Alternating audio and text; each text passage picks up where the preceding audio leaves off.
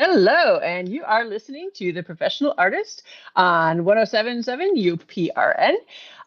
This is Echo Chernick, and I am live with Rose Catherine Kahn. Hi, Rose. How are you doing Hello. today? I am doing awesome. I am so happy to be chatting with you. This is like the peaceful time in my day because I don't know if anybody's listening to this after recording, but currently it is December 21st. So we are in the middle of like the pre-holiday rush. It's so chaotic. And I'm like, oh, this is a nice quiet hour where I just get to sit and talk to Echo and nobody's going to interrupt me. And it's wonderful. So And I'm we are so happy to be one talking to thing you. we share. One thing we share in common is we are both illustration moms, and so at Mm-hmm. different points in our career. So right now you have little ones, and you have them locked away. I remember Yes. those years. They're behind glass with their faces pressed against the glass, and I remember Yeah. working in the studio whenever I had clients. I'm like, don't bother mom, and I'd be on the phone with Mm-hmm. the clients. And they'd have their faces pressed against the studio glass, like looking at me, and I'd be on the Yeah. phone with the client. And they'd be like,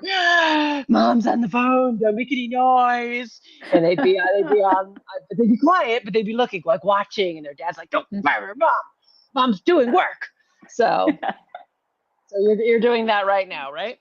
Oh yeah, yeah, quite literally. So I'm taking this call. I'm out on my lanai because I live in Orlando, Florida, so I have that luxury in the middle of December.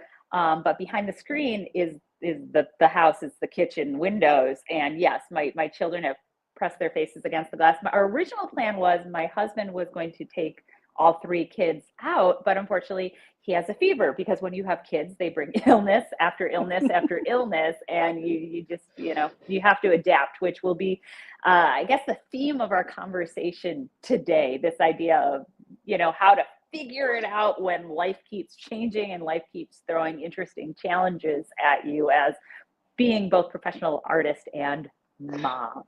Yes.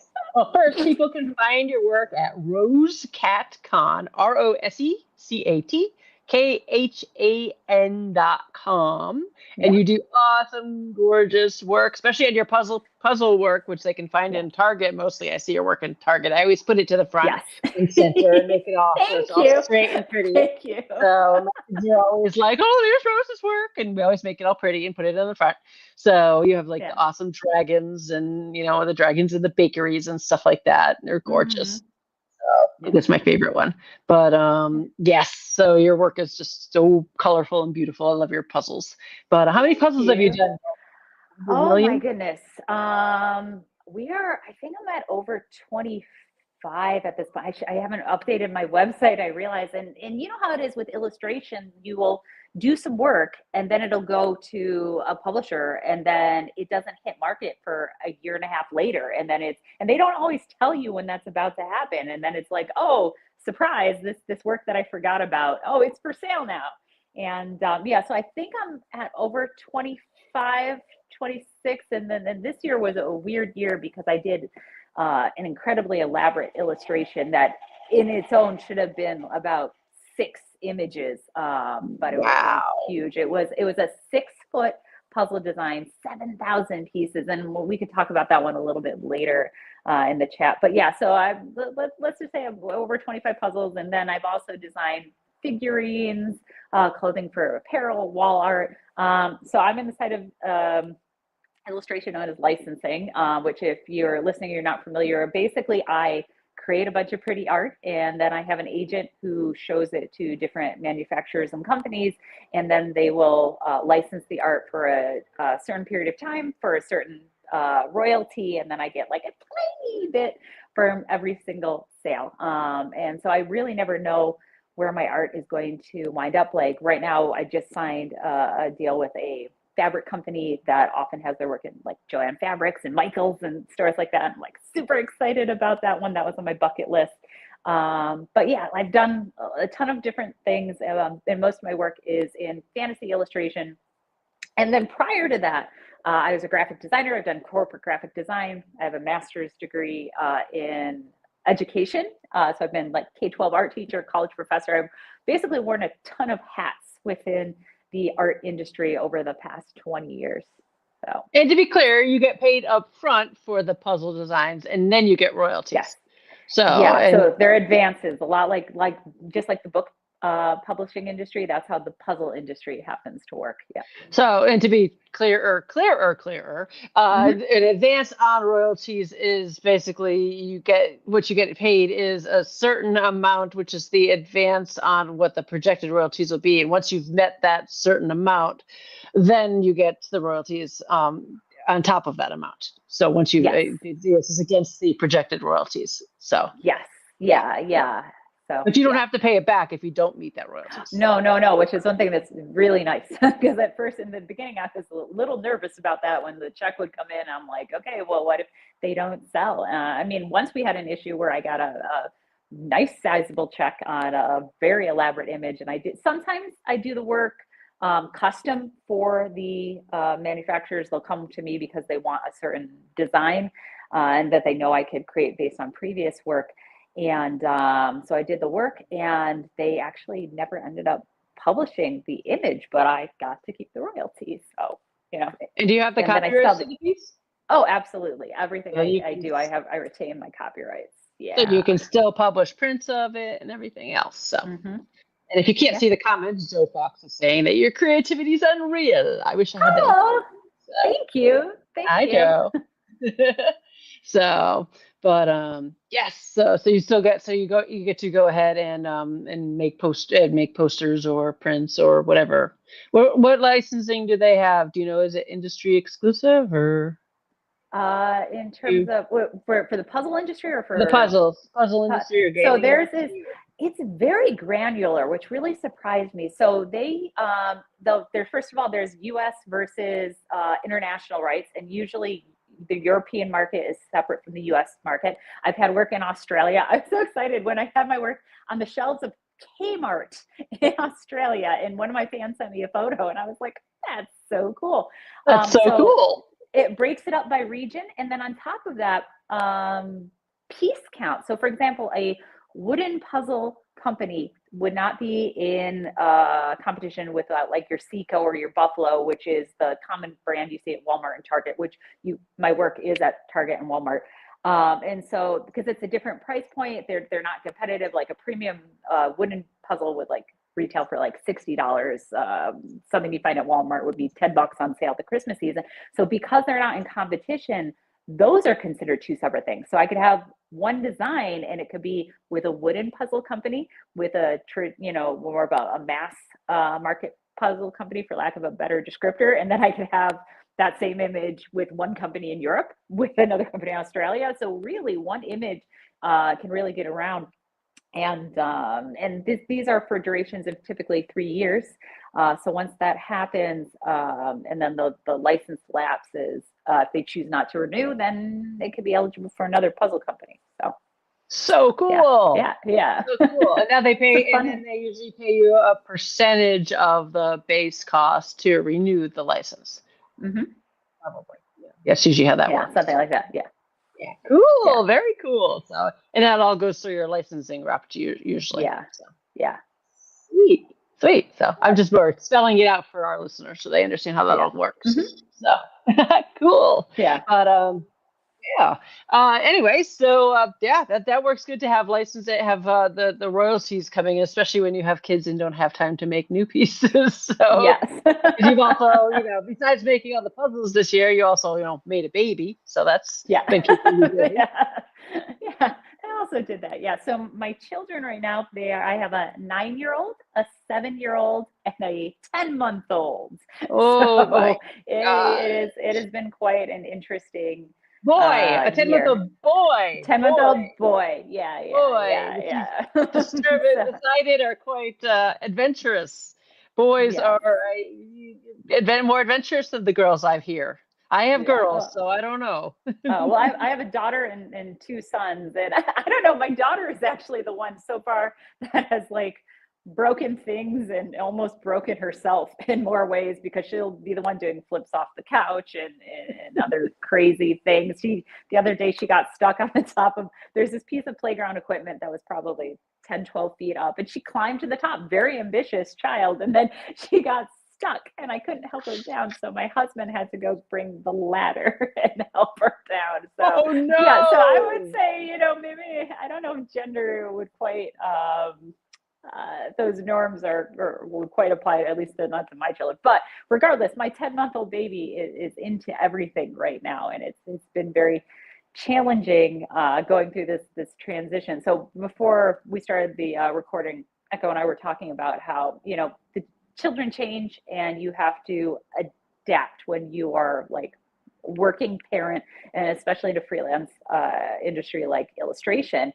And so I've been through it with the older two, and now I'm going through it again with the younger one. And I had this period of time where I could like really work when the little guy was baby, did a lot of napping, did a lot of cuddling.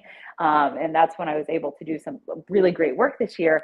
And now he is not little cuddly baby. He is all over the place. And I'm finding challenges again for getting work done. And so I haven't figured it out. Yeah, I remember that being a lot harder. I would get up very early in the morning and do work, and we'd do a lot of switching off and stuff. I still get up early in the morning and do work. And I found in Florida they have the voluntary preschool. I started putting them in voluntary preschool pretty early, so I would be able to go work when they were in the preschool, and then I got a person to watch them in the mornings and just walk them around the neighborhood while I would get some work done. Mm-hmm. So you have to be creative. So, I remember you telling me that story. I actually stole your idea, and I also have a baby walker, and she's a teacher who lives in my neighborhood. And like just before she goes into school, she walks my baby for an hour every morning. So, yep. I was a grandmother, and I forget where she was from, and she didn't speak really very much English at all, but she'd come over and make me flan, and she'd play with the baby, and she'd walk her around, and she was fantastic. She didn't really speak a lot of English. She loved playing with the baby, and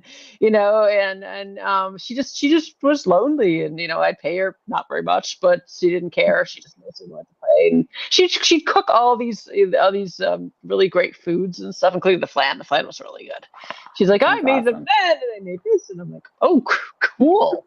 So, and I would go see the ducks and stuff. So it was, but I'd be able to get some work done, which was fantastic. So, but as they got older, the kids. One of the things. Oh, you asked me for tips and tricks and things. One of the things I did a lot that I am glad I did though as they got older is I took a lot of photo reference of them.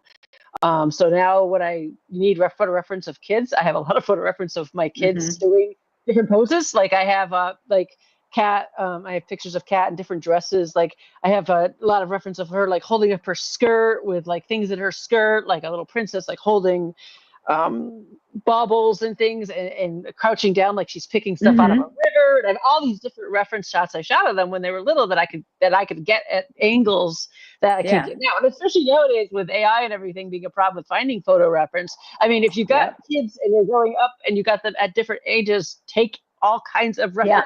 And you can post them at reference and be like, hey, mom needs reference, post them at different reference. Put them in a swimsuit, get them at different reference angles and, post them. And then, and then pay them an ice cream because, your bottle's complicated. It has much ice cream. So, but yeah, you don't have to you don't even have to use their likenesses. You could change their likenesses if you're uncomfortable, but at least you have the shape and you can just save it for, later. I mean, I'm still using the body poses that I have, but even now, 20 years later, I'm like, I still have this reference, that I've taken. So, which is, a good reference never goes stale. And that is so important that you mentioned in terms of with now the industry shifts with AI and how much it's permeated. Like I used to occasionally grab stock photography, right? If I needed a reference for something, and now it's so much more difficult that I have to take the extra time to figure out, is this even real? But because I do have such a massive reference library, I can go through and I try. That's always my first place to go to if I need reference before I look elsewhere, So that baby is not getting any younger. Put him to work. Yeah. I mean, come on.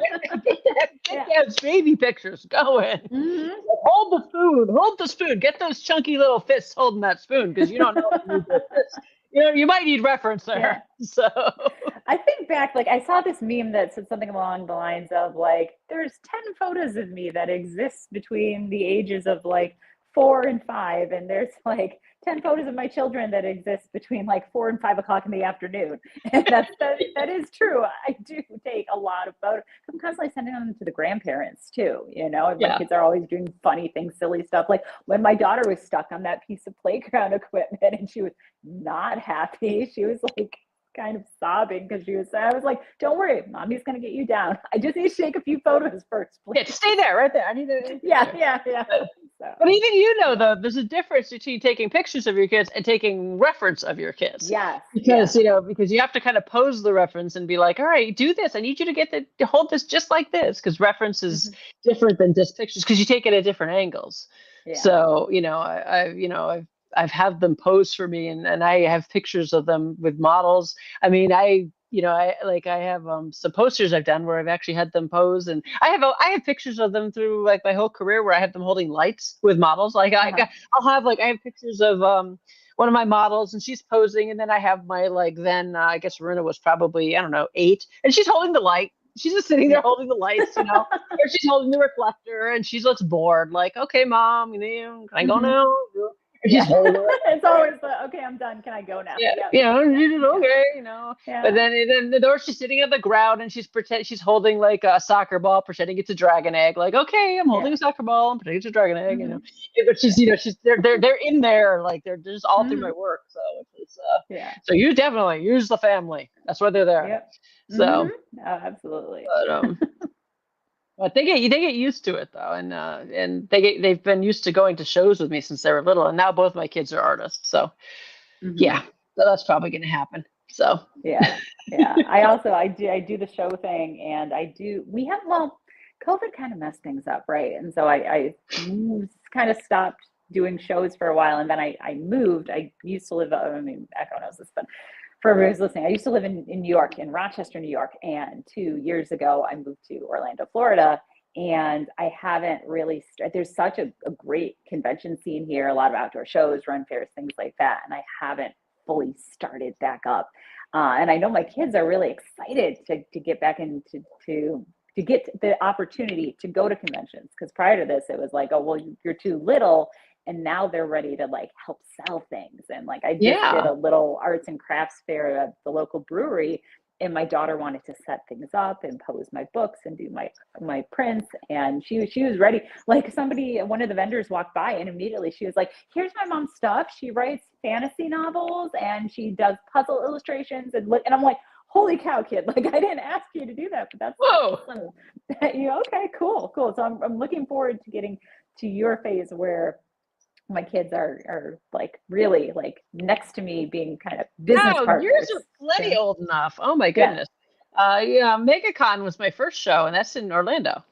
Yeah. I'm trying to get into that one. I haven't been able to get off the wait list yet. Oh, wow. Yeah, that was my very first show.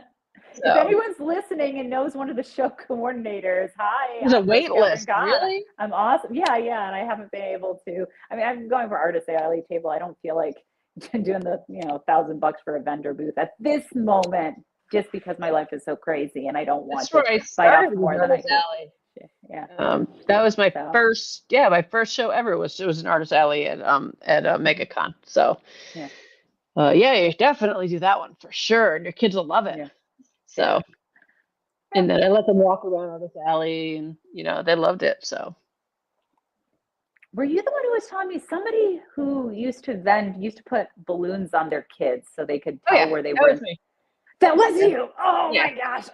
Because a lot of times the Artist Alleys, they have like specifically, I think MegaCon and stuff, they have like either a different color carpet or a different color skirts on the front of the Artist Alley tables, and I'll tell the kids, okay, you have to say where all the booths have the yellow skirts or the blue carpet or whatever, and they're like, okay, and then I would give them a balloon, or I tie a balloon onto like the 5-year-old, and I'd be like, you have to stay there with the blue carpet, and I'd be able to stand at my table and watch the balloon just go around Artist Alley, and they'd be like, well, where's your kids? I'm like, oh, right there, I see the balloon. And they'd come back, and they had a book. I think I told you this. They had a book I printed up the book of their sketches, and it was a two-sided book, so that one of them had sketches on one side, the drawings on one side, and then you flip it over, and it was the drawings on the other side. So it was a two-sided book, and they'd sell their Uh-huh. books for like $1, so that neither of them sold more books than the other kid, Yeah. and so that they would sell until they had enough money to go run around and buy buttons. And this is when the other artists Yeah. were selling their buttons for like a quarter or 50 cents, and they'd get Yeah. enough money, and then they'd run around, and then they'd Uh-huh. spend all their money on buttons, and then they'd run out of quarters, and then they'd come back, and then they'd sell more buttons, more books, Hmm. and then they'd run around again, and they wouldn't leave Artist Alley, and their balloon would be like boop boop boop Yeah. boop boop boop boop boop boop boop boop boop. And so this is what they do for like 8 hours a day. Yeah. So, and it was great. That's So awesome. yeah, so it's fantastic. But yeah. So anyway, you've had quite a journey. How did you get started with your career? Oh my goodness. So yeah, it has been a journey. Um, so I've always been an artist. I was one of those kids who, when I was in third grade, I was drawing horses and I'd get horse books out from the library and I would just be not paying attention at all at school because I'd just be drawing horses. And then that evolved into, I started to get into Marvel comics and X-Men and like drawing those characters. And then I got into Star Wars and I loved those characters, and then Sailor Moon and anime and those sorts. So always an artist. And when I was in high school, I took a lot of art classes, AP classes. I went to college with degrees in illustration and graphic design. I graduated and I was a graphic designer because when I graduated, I had terrible imposter syndrome. And one thing about the illustration program, what they were very good at like letting us know what we were doing wrong. But at the very end, I wish there had been a class where they like pumped us back up and like let us know, yeah, you got this, because I felt like I was into fantasy illustration, but as an adult now, looking back, I can see that the faculty was, maybe they were more like old school editorial illustrators, some children's book illustrators. They didn't quite get the genres I was interested in. And so I didn't quite get the encouragement that I maybe needed at the time. So basically when I graduated, I was like, I'm shelving this whole graphic design, or excuse me, illustration thing. I'm going to be a graphic designer because that seemed like the lucrative path. So I was an in-house graphic designer for a while. And I found I didn't love corporate graphic design when you're sitting like in a cubicle farm and everything around you is a sea of gray. And I really struggled with that environment. So I was like, well, the logical thing is let's run back to school and get a master's degree in education. And so I'm K-12 certified teacher. And I loved that. But unfortunately, when I graduated into the 2008 recession when they started cutting teaching positions. It was really hard because in New York, the environment was really great for teachers. And then we went from having a plethora of available jobs to, oh, we're cutting our existing staff. So for a while, I was in this balancing act where I was teacher and graphic designer because I was able to get work in web design, and I was balancing between the two of them. And I was doing some freelance. And one of the places I freelanced at, I made a friend who was like, "Hey, I'm doing this convention at a local college, and I know the art you draw for fun. Why don't you bring that stuff and do this convention with me?" And I'm like, okay. And I did, and I loved it. And I was hooked. And like, that was like a huge turning point for me because I started to draw the fantasy illustration I loved. And every time I go to a convention, I get a lot of positive feedback. So that's when I started doing the dragons and get the notice for that. And the more positive feedback I got from the convention crowd, the more I drew and the better my portfolio got. So I was like doing that for a while, and I was married, and we decided to have our daughter, and I was pregnant with my daughter, and this was like a huge turning point in my career because we realized we needed an actual house because we had been renting apartments at that point because kids come with all their toys. And I remember standing in Babies R Us back when Babies R Us was a thing. And I was going over the things with my husband, like, okay, we need a crib, we need this, we need that, we need a stroller. And then he had this look of panic on his face because he's like, where are we going to store a stroller in our apartment? Like we don't have room. So we're like, okay, let's get a house. But then houses are not cheap. And I remember looking at the mortgage and feeling like I got to do something. Like I have to bring in more income somehow. And I decided to start sending my portfolio out to agents. And prior to that, I just did not have the mental fortitude to do that because I was still the college student in my mind. And I sent it out, and I remember my agent's website. On the website, it said, you know, when you submit your portfolio, please expect to hear back in 2 weeks, right? So I sent it out, and I sent the work I had been doing for conventions, a lot of like the dragon art, and my agent texted me, or excuse me, emailed me back in 2 hours and was like, your work is awesome. He's like, let's chat. I think it would be great as figurines. And I'm like, figurines? I'm like, okay, that sounds cool. Yeah, so I just like stumbled into licensing because I didn't fully understand what licensing was until that point. And then my agent started to like make awesome things happen. So that was like the first pivotal moment in my career. And at that point, a lot of my work was licensed out for, I think, cross stitch patterns. It did get made into figurines through Pacific Giftware and Unicorn Trading. What else do we do?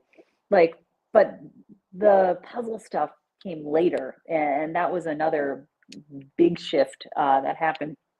So I was pregnant with my son, and I was, at the time, I was working at a, so I was, what was I was kind of the director of a summer camp program. And I was doing that. It was an art and technology summer camp. I was pregnant. My daughter at the time was 2. And I was diagnosed with a brain tumor.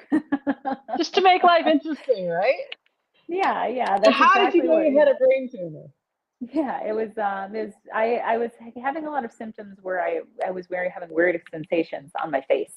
And I was funny. I was like, I went to one neurologist who was like, oh, it's fine. It's just pregnancy hormones and anxiety. And I'm like, oh, well, I've got this weird thing on my face. I have some ringing in my ears. And he's like, it's just hormones, right? So I go back to my OBGYN and I was like, oh yeah, this is what they said. And my OB was like, I'm going to send you to a different neurologist. So they sent me to, I don't know if it made a difference that this neurologist happened to be female and took me more seriously. So they did imaging, because actually the first neurologist literally said to me, well, you're pregnant, so you can't have an MRI. That's what he said. And I'm like, I didn't think that was right, but okay. But the second, because you can have an MRI as long as you don't have contrast dye, right? Yeah, you can have an MRI. Actually, if you look up MRIs of babies, they're really creepy. Yeah. So, if you ever looked up an MRI of a baby? Yeah. Yes. Yes. This is why the reason they don't do MRIs of babies. It's like, whoa. So I love medical stuff. Love that stuff. So anyways, yeah, so they discovered, and I was probably maybe 4 or 5 months pregnant at the time. I was like, oh yeah, you have a brain tumor. But very specific, it was a vestibular schwannoma, meaning the tumor is located on the vestibular nerve, which connects your ear to your brain and is also in charge of like balance and hearing, basically. It's the vestibular cochlear nerve, right? So it was like not in the spot of my brain that was like deadly, but certainly not in a great spot, because it's that area of your brain. There's a lot of important wiring that goes through there. I don't think anything in your brain is very good. Yeah. And luckily, these types of tumors are not traditionally malignant. They're most of the time they're benign tumors. So I had to wait until my son was born, and then I could have treatment. And fortunately, this type of tumor, you can have treatment via radiation. It's called stereotactic radiosurgery, SRS, where basically, I love this stuff. They take like all these beams of energy, they're low power radiation, and where all the beams converge, that's like on the tumor, and they like fry it in your brain. So I didn't have to have actual surgery, which I was grateful for, but it was still not great because you are talking about shooting radiation at your head. So, and at the time, my son was like a month old, and I once again still had the 2-year-old, and still doing this illustration stuff. So then what had happened at that point was the summer camp that I was the director of. And my supervisor, the one I had worked with for years and years and years, had recently retired. So I had a new supervisor. And usually at that point in the calendar year, we start to gear up to advertise the different camps. And I was in this position because a lot of the camps we did were like animation, Photoshop. So it really fit into my wheelhouse of my background as a graphic designer. And I didn't hear anything from the director. I was like, or the director above me. I was like, well, this is weird. So I shoot her an email and she's like, oh, well, we've restructured the department and we're cutting your position, but there's a kind of a similar position that we could hire you at half the rate of pay. And I'm like, what? And the rate of pay that they're offering was like not what you give to somebody who has a master's degree in education, who has the experience and position. I'm like, are you kidding me? And so like that was like a super, super low point for me. And I was just like looking at what I had in front of me. I was like, okay, well, the work I was relying on as like my stable income, well, that's gone. I have a 2-year-old, a 1-year-old. I was still experiencing the impacts of having the radiation treatment for the brain tumor because you get post treatment swelling in the brain, right? And then you have to be on some really powerful steroids, and those have nasty side effects. And so I was really in a dark place, a tough place. And I just said to myself, you know what? I have this licensing agent, because at that time the work I was getting in licensing, it was nice, but it wasn't anything you could live off of. It was, little things, because I was still new to licensing. I didn't have a huge portfolio. We hadn't made those connections yet. So I said to myself, you know what? As long as I could draw, I'll be okay. And this is the phrase I kept saying to myself: as long as I could draw, I'll be okay.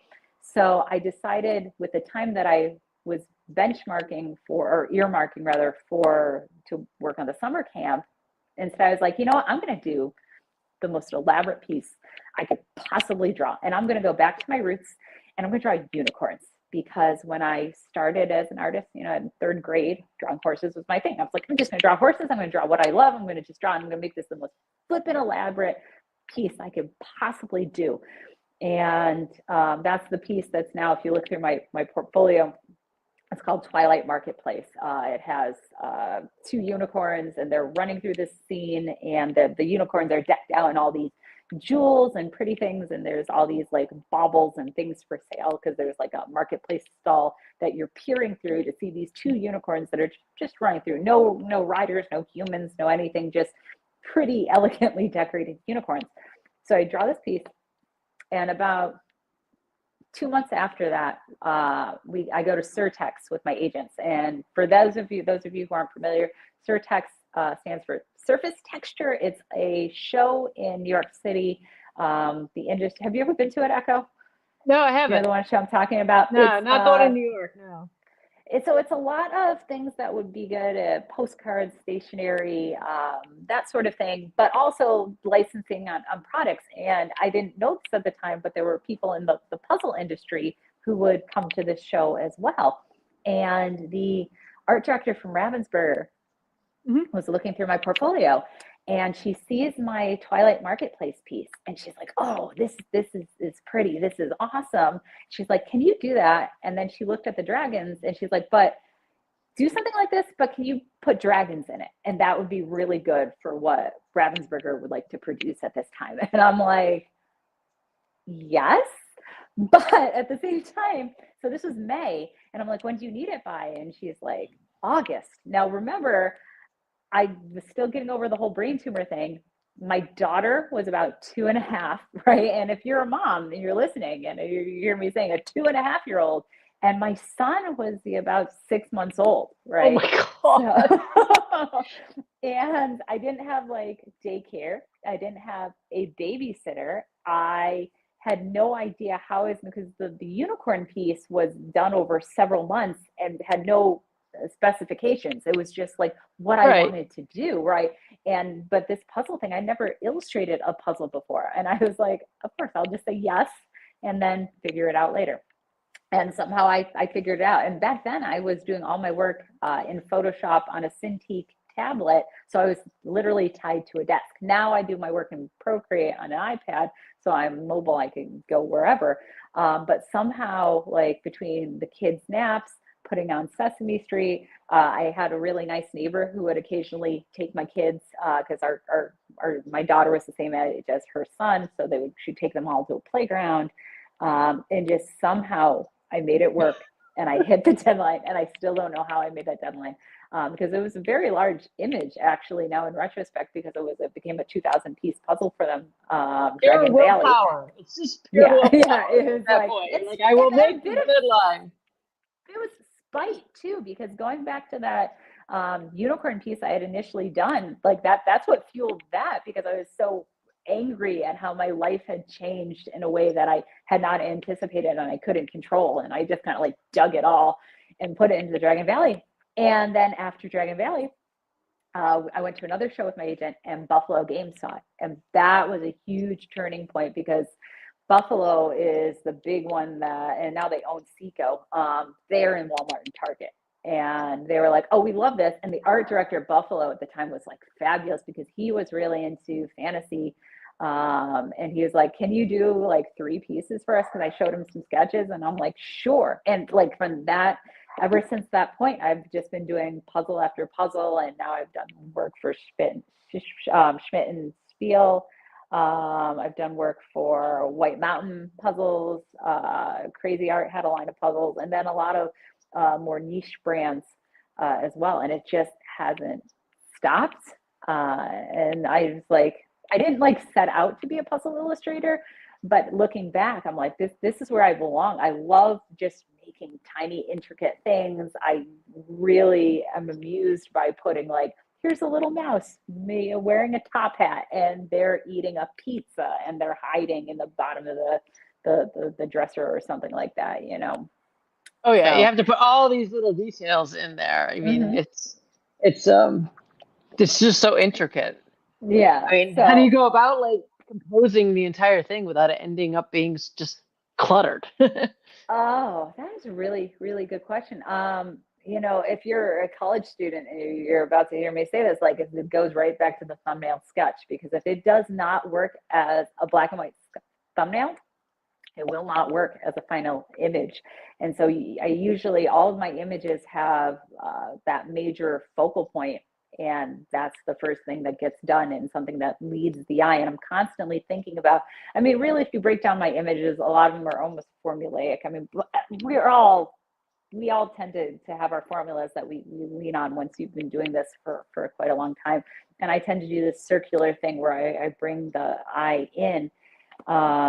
But yeah, but no, it definitely has to work as a thumbnail. And then once the big pieces are in, then it's doing in the little pieces and always checking your values because I work digitally.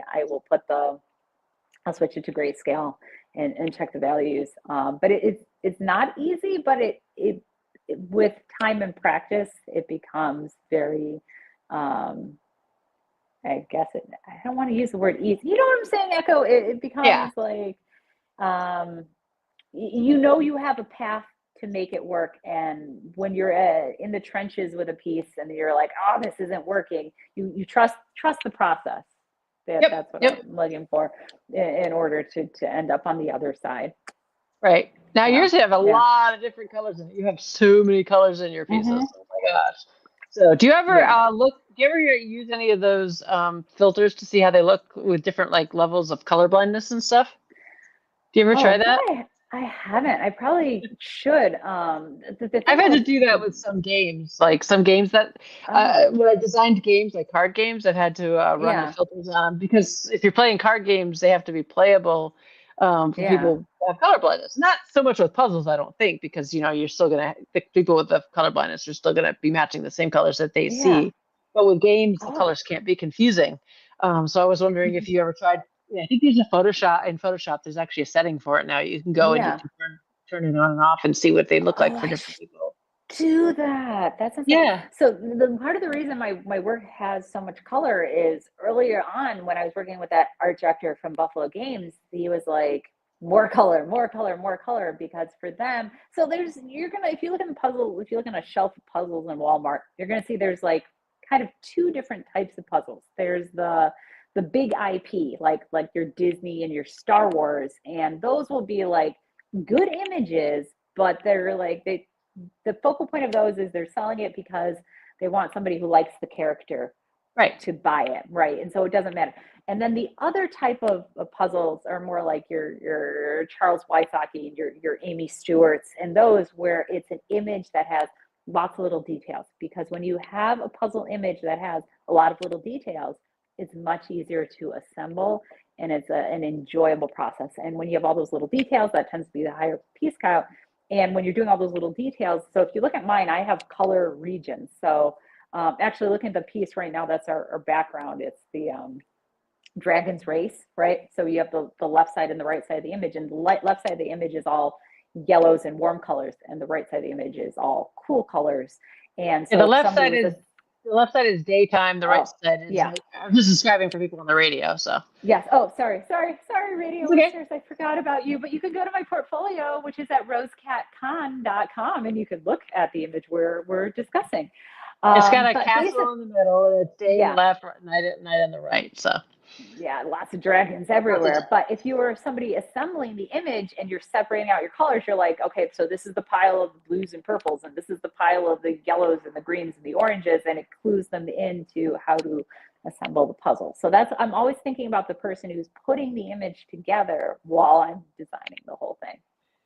Yeah, which is what how I do when I design a puzzle. If I were to like put all those bright purples together for that dragon in the corner, I'd be like, oh, here's all those bright purples, and here's all those yellows. That's going to be where the sun is and stuff. And then you kind of put a pile together for those.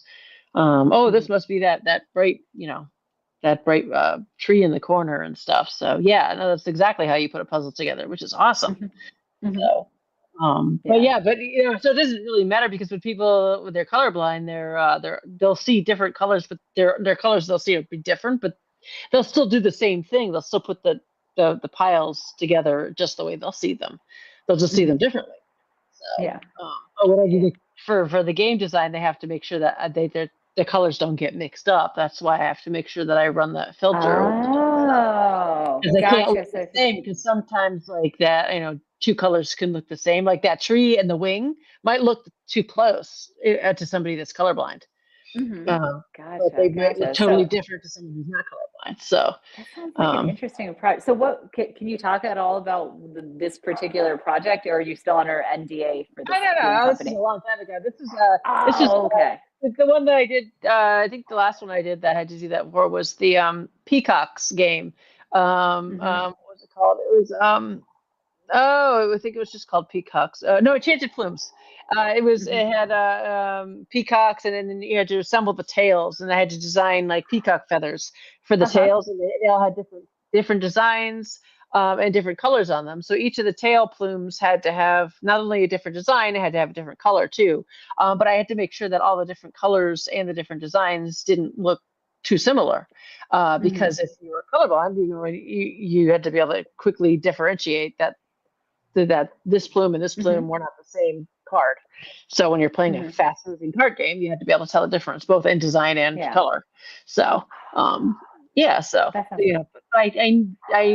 ways to do it both by turning a grayscale and but also there's now, I remember exactly where it is in Photoshop. But if you Google it, you can find it. It's somewhere in there. You can up in the settings. You can turn it on and off, where you can see different ways that it shows color blindness. So it's kind of cool. Yeah. It's just kind of cool to see your art the way other people see it. Sometimes it's just neat. Yeah. It's just neat to see. So if you haven't run it through, it's just neat to see how it looks. Yeah. So, but anyway, but I think it looks cool anyway. So thank you. Yeah, it just looks different. It's just neat to see how different people see different things. Yeah. So you try turning your art upside down too. It's composition. Yes, I do that a lot. And then when you're assembling a puzzle, like you're often, especially with these very large ones, you're assembling them from different sides of the table. So I do that. I also make sure I will display my puzzle on, so I work on an iPad, right? So you're working on this little 1 foot-ish rectangle, but then I will display it on my TV, the biggest screen in the house, so I could see what it's going to look like at print size. And then I'll do things like I'll lay a grid over the image to make sure I have enough detail in there. But yeah, there's all these processes I go for. And actually, it's funny, I'm in the process of doing a set of circular puzzle designs that I'm making them so you can assemble them from any which angle. So they'll be nice and balanced, because we often have, when you have a group of people putting a puzzle together, I always tend to be the person who's like working on a puzzle upside down, because there's not enough room around the table. That's true. Yeah. Wow, cool. All right, so we have somebody asked a question. Let's see. Does your guest have an opinion on how old original photos are archived, digitized and restored from scratches in discoloration, or better if kept on original stock and preserved chemically to keep its authenticity? That's an interesting question, because I don't really work with photography too much, and all of the images I work with are completely digital at this point. Yeah. And I have like folders upon folders, and I honestly right now I rely quite a bit on iCloud and their search features, but just like folders upon folders upon folders upon. Yeah. I need to go through and organize them, honestly. I do too. Yeah. Mine are all a mess. I need to organize them. I try to get them organized, but they're hard to keep track. So you end up with so many images. You're like, you ever just spend so much time trying to figure out, where did I put that image I wanted? Yeah, and sometimes it's easier just like reshoot an image, or especially if you have a family who could pose for you, and so. But yeah, if anybody else out there has questions, I'm happy to answer anything about graphic design, illustration, puzzles. I could talk about Saturnia too. I mentioned you have a few more minutes. Tell us more about that. So I'll plug that. Yeah, so, a few more minutes to tell us about that. So cool. So in addition to doing the illustration work, I have a novel series that I've been working on for quite a few years. It's called Saturnia. If you go to my website, you can find links to it. We currently have 3 books out and an audiobook. And it's basically a young adult fantasy novel series. Has a lot of the same elements you see in my illustrations. So you have castles, you have a race of cat-like people, you have technology, kind of steampunk elements to it. It's portal fantasy, where you have a teenage girl who goes through a portal in her basement to the world of Saturnia, which she didn't know existed prior to the start of the story. But I started doing that. Actually, that's the New York Comic-Con story. Like 10 years ago, I got a table at New York Comic-Con with a group of artists. And at the time, Saturnia was a webcomic. And I knew that I did not have enough time to make a nice print comic and make the show. But I had already written Saturnia as a novel. So I was like, you know what, why don't I figure out how to, I'm a graphic designer. I know how to do cover design. I could do this. So I had typeset it, and I produced it as a novel instead of a graphic novel. And I brought that to New York Comic-Con, and it sold quite well. So I kept selling them, and I kept writing more. And then eventually I partnered with an editor who had done, Keith DeCandido. He had done a lot of work for, I don't know if you've heard of him, because he did a lot of the New York shows, but he do work for Star Trek and Marvel and all of those. And he's been an editor. And so he edited all of my books for me. So it's something, it's like my passion project, basically. The illustration is my what keeps the lights on, and Saturnia is the fun little thing that I just keep playing with. And I'm constantly expanding it. Haven't put out a book in about a year or two, though, because baby. But, that's a good excuse. We forgive you. Yeah. But yeah. Yeah, I remember when you were doing the cover for that. I think when I saw you at AlexCon a couple of years ago, you were running some different cover designs about that. Yeah. So, but I'm glad it's going really good, though. Yeah. So, and where can people find that? On your website? Yes. Yep. So if you go to rosecaffin.com, but if you search for Saturnia, Centernia, it's on, Amazon and all the major booksellers. Kindle has it, and then audiobooks. So I have a really gorgeous recording done by an individual who's done work for Walt Disney Company and Walt Disney Parks. She's Jamie Lynn Marcos. She did my audiobook, and I love it because she has the ability to really shift her, because some audiobook narrators, it's all very monotone, and she really shifts so you could, because it was very important to me that you could tell what character was speaking even if you didn't know. And it's just like a gorgeous recording, and that's out on Audible and Spotify and several other audiobook platforms. Once again, if you go to my website, you can find the trail of links that will lead you there, or you can message me. I'm of course on all the social media, but social media is such a tricky landscape right now, which is, previously I would have been like, oh yeah, my Instagram handle is RoseCatCon, and go to this and that and Facebook. And now I'm like, when this comes out, I don't even know what will the state of social media be. So just like go to my website, because that's the stable home base. I don't know, Echo, if you're finding the same thing as far as how you think about how you're putting out your marketing now, because it's changed. Everything's changed. It's changing. Yeah, it's really interesting right now. Things are changing rapidly, so I'm just trying to keep up with everything. I'm on Blue Sky right now, and I'm still on Facebook. I need to follow you on Blue Sky. I'm on there too. I'm on there too. It's growing, but what's funny though? I'm on Facebook, and I've been on it a long time, and it hasn't grown very much until just about a couple of weeks ago. I did a black and white coloring book for a company, and then I had somebody accuse me of being AI. And it blew up, and all of a sudden, I just responded to it. And I posted all this stuff about showing my work and everything like that, and it totally just blew up.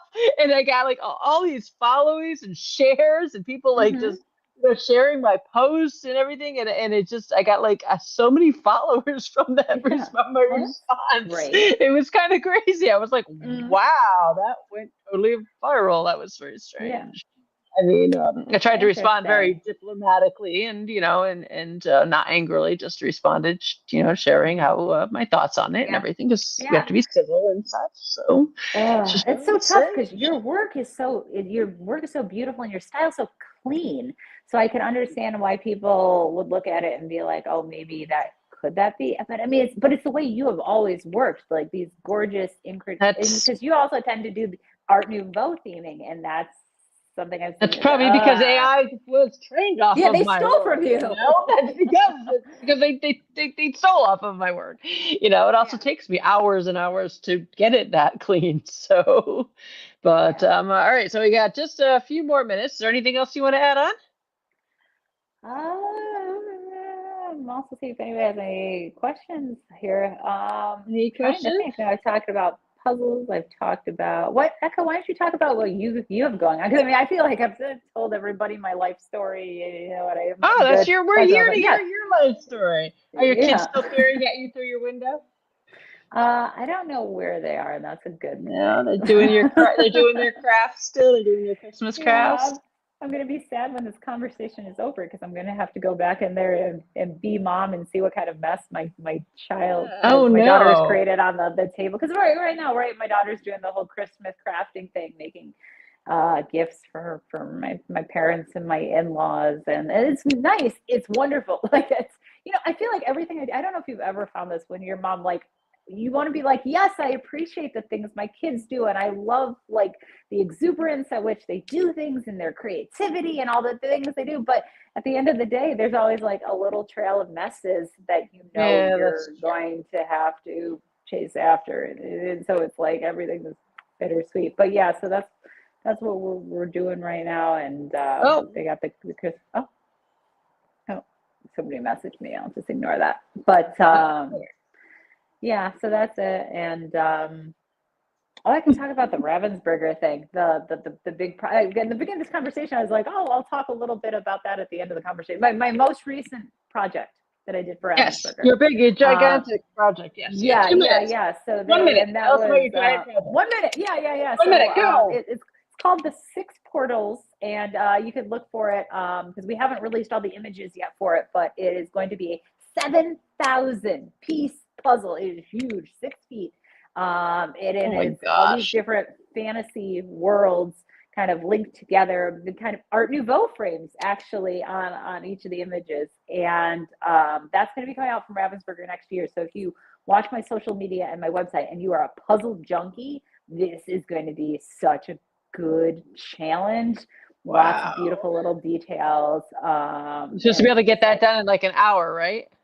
Yeah, exactly. All right. Wow. I Yeah. can't wait to see Okay. that. Oh my gosh. Yeah. So All right. good, good, Well, good. All right. thank you for joining me on Thank the you so Virtual much. Artist.